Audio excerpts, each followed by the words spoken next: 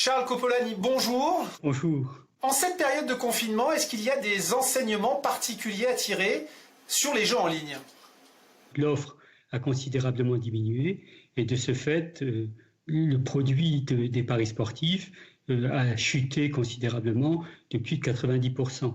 En revanche, le confinement est bien sûr propice au développement de jeux que l'on peut exercer chez soi et de ce fait, le poker bénéficie particulièrement de ce confinement puisque nous enregistrons un nombre de joueurs et une dépense qui augmente de plus de 28% sur l'ensemble du territoire national. Et en Corse, c'est encore plus. Encore plus puisqu'on est à plus 30%. La Corse a des particularités relativement aux jeux en ligne. C'est en Corse que l'on trouve toujours un pourcentage de joueurs par rapport à la population active qui est le plus élevé. Quel que soit le jeu, c'est-à-dire il y a 3 jeux en ligne qui sont ouverts, les paris sportifs, les paris hippiques et le poker.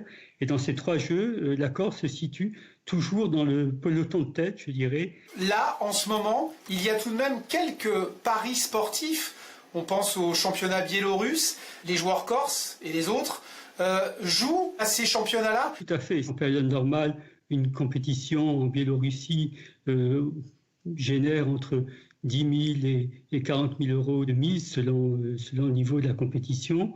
Là, nous sommes à des niveaux de plusieurs millions. En clair, Charles Copolani, dans votre petit village de Dille, à Bastia ou à Paris, le joueur s'adapte ? Il s'adapte à la fois en trouvant dans l'offre régulée des compétitions qui lui permettent de parier, et puis il s'est reporté sur le poker.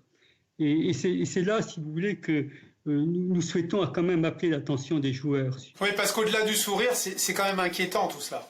Voilà, il y a toujours un élément d'inquiétude.